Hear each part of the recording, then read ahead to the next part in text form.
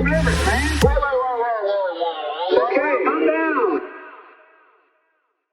And why is it that the United States has been so provocative towards Russia?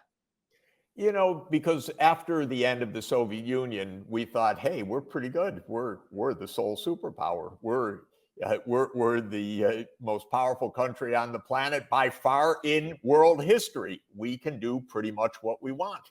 And that really was the view in both political parties. So it's not really a partisan thing.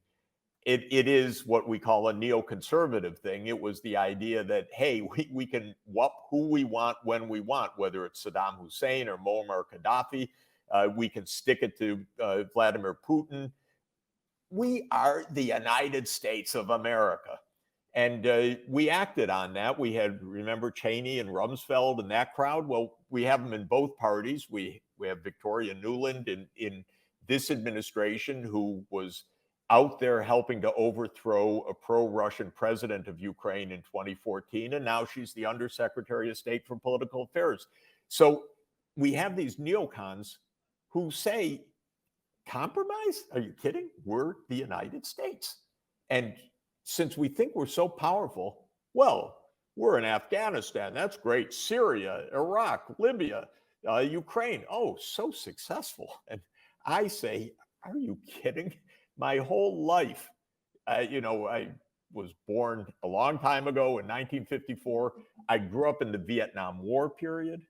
And it wasn't just Vietnam, it was Cambodia, Laos, Vietnam. I went through the Contras in Nicaragua. I went through Afghanistan, the first Iraq War, the second Iraq War, the CIA operation to overthrow Bashar al-Assad, the NATO operation to overthrow Muammar Gaddafi. Now the U.S. role in overthrowing Viktor Yanukovych, the pro-Russian Ukrainian president in 2014, this expansion of NATO being tried right now. I just think, yeah, we're powerful, but is this really good for the United States? Is this really working?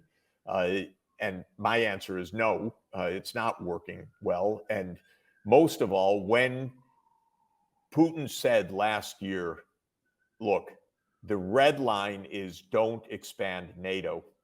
And immediately the White House said, oh, no one tells us what to do, least of all Russia. And I called the White House and I said, you should listen.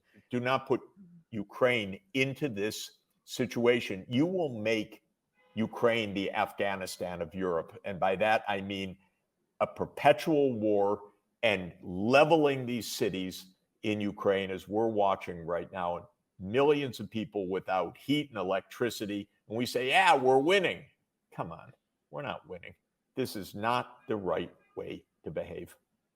And who did you speak to at the White House, and how was it received? It was not well received, and I didn't make any headway. Right. Did you speak to Biden himself? No. No. Okay. You spoke to. I spoke to advisors. You're someone who has a lot of access, and although it's probably been changing because you've been saying things that are considered heretical. They don't love what I'm saying. Let's put it that way. I don't know whether, they still hear me. Right. So it's pretty much one way.